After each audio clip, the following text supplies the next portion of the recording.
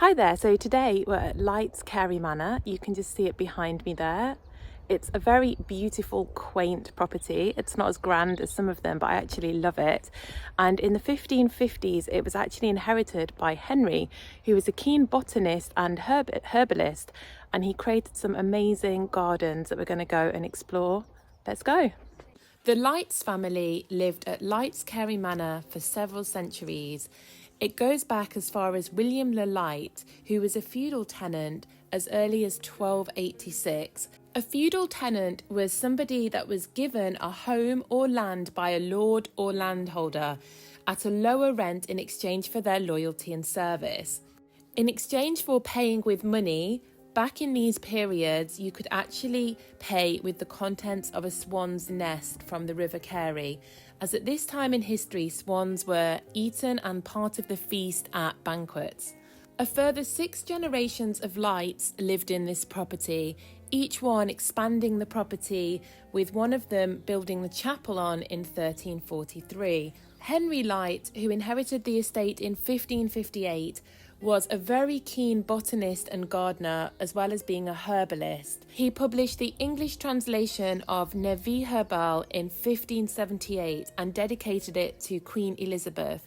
This book became the standard work on herbs in the English language towards the latter part of the 16th century. His aim when translating the book was to empower and enable the ordinary person who didn't have the advantage of an elite education so that they could access information about readily available plants for medicinal purposes. It was actually an enormous task because for each of the 900 plants described in the book, he would have to identify their English word from Latin, French, Greek or Arabic as already cited in the original text.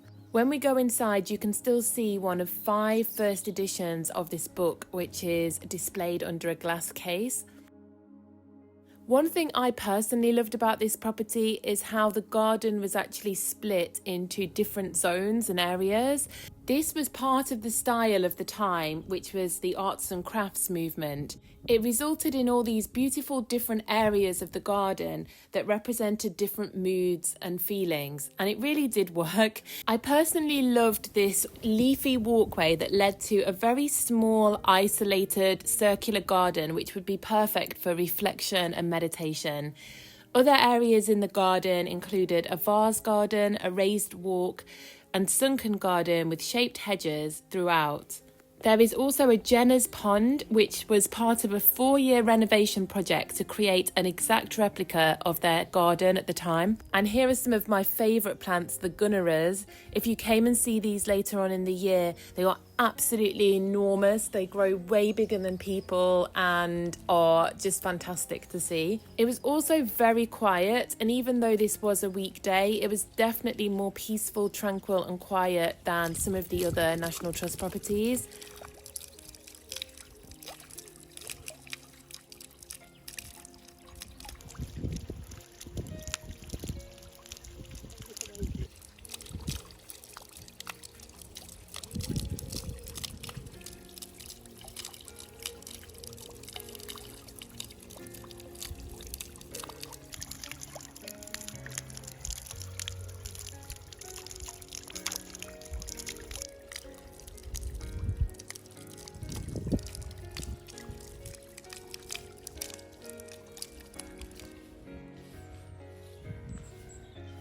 Lytes Cary Manor stayed in the Lyte family until the mid-18th century, when the family fell into serious financial difficulty.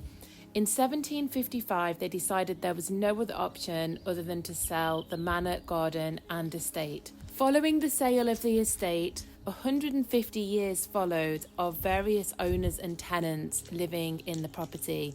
Unfortunately, during this time, much of the original garden was lost, and during the Victorian period, the garden almost disappeared entirely as it became flat land that was farmed right up to the manor. The house had a stroke of luck in 1907 when it was purchased by Sir Walter Jenner and his wife Flora. The Jenners saw a lot of potential in the estate and spent time restoring it. Lady Flora also created a new garden which was inspired by the arts and crafts movement. This resulted in numerous rectangular sections that were separated by hedges and stone walls. Each one could reflect a different mood or purpose. Unfortunately, the couple's only daughter died of pneumonia when she was 37, so there was no one left to inherit this manor, and it was in 1948 that Sir Walter Jenner decided to gift the house to the National Trust.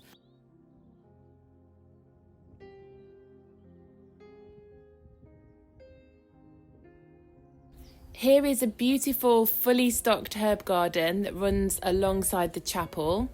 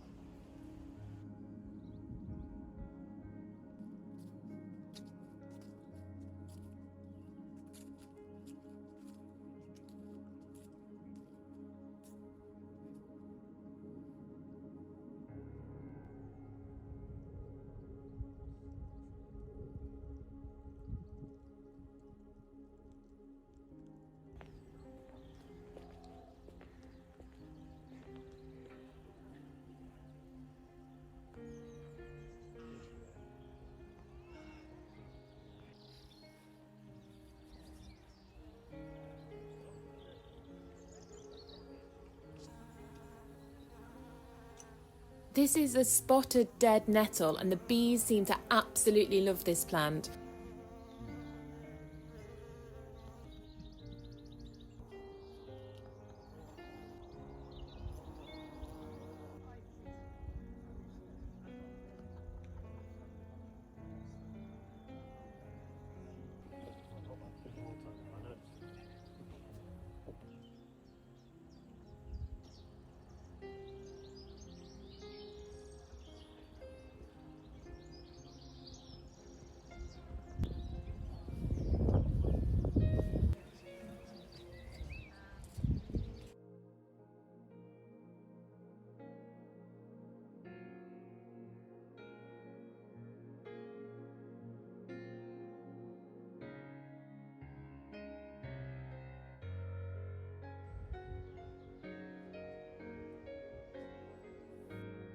This is the vase garden, which was inspired by Graham Stuart Thomas, who was the National Trust's first garden designer around 1965.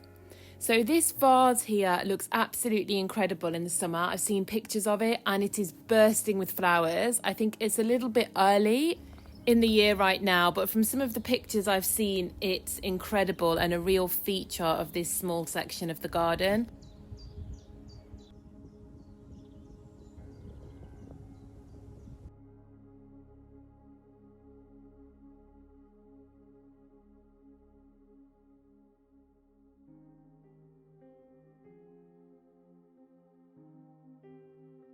So the house at Lytes, Cary has slightly unusual opening hours in comparison to the others, and I believe it's because they probably have less volunteers than some of the bigger houses. But you can enter the house up until 12:45. They then take a break for lunch, and you can visit up until 3:15. I used the sunny period to look around the garden, so I had half an hour to kill. So I grabbed a coffee, and what's really beautiful is you can just go and drink it on one of the benches in the garden and soak up all this beautiful nature whilst imagining yourself as the lady of the manor.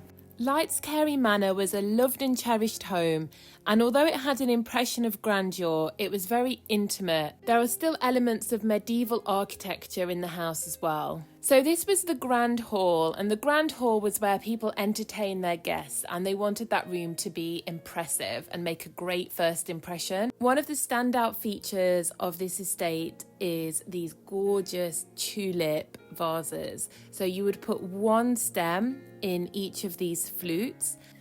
Back in 1634, the first ever recorded economic bubble is referred to as tulip mania, and it's when people went absolutely crazy for tulips. And because they were transported from Asia, as you can imagine, that was a very complicated, expensive process. A lot of ships sank back in the day, and at the height of the market, tulip bulbs were worth more than gold, and up to an incredible 6 times a person's annual salary. Like all good bubbles, what goes up must come down, and when the Dutch learnt to propagate tulips successfully, the price absolutely crashed, bankrupting many merchants in the process. Here is one of the first editions of the botanical book we were discussing earlier that's on display. There's also a photocopied version next to it so you can read it. So these two figures were called the Good Companions, and they are made of leather worked around a central metal framework.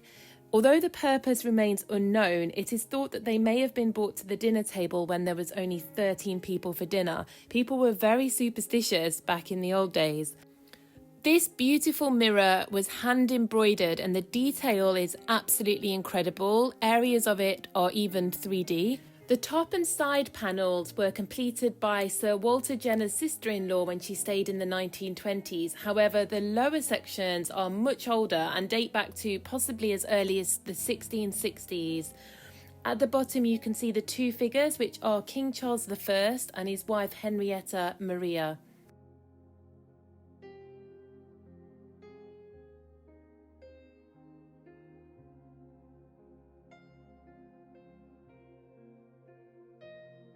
This is a portrait of Sir Walter Jenner, who very kindly donated this property to the National Trust.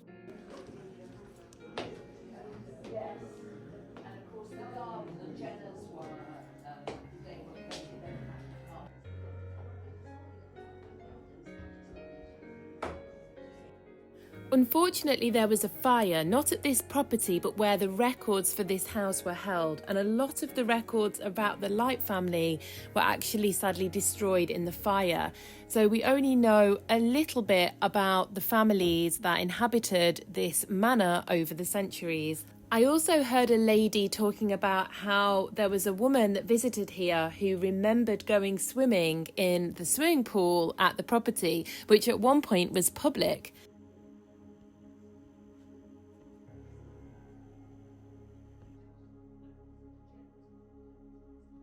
The final thing to see in the house is the chapel, which was actually completed in 1348 and predates the manor house.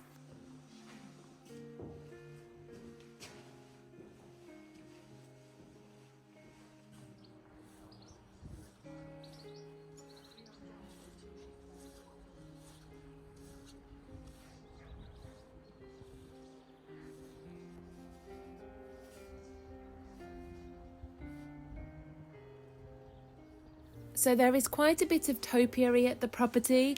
I think perhaps they still need to grow a little bit more, because shapes to look out for include a topiary peacock, domes, cloud-shaped formations and angular pillars. So another one of the main features of this house are these 12 yew trees on the approach, also known as the Apostles. It was possibly a religious connection from the previous owners, Sir Walter and Lady Jenner, who planted these trees 110 years ago. The National Trust Plant Conservation Centre has taken cuttings from these yews to ensure there is a genetic record of them in case anything happens to them. The yew trees are currently undergoing restoration, hence they are looking pretty sparse. But this process should only take around 5 years before they're back to their former glory, and then they won't need any more work done for another 50 years. I hope you enjoyed this little visual tour of a beautiful property.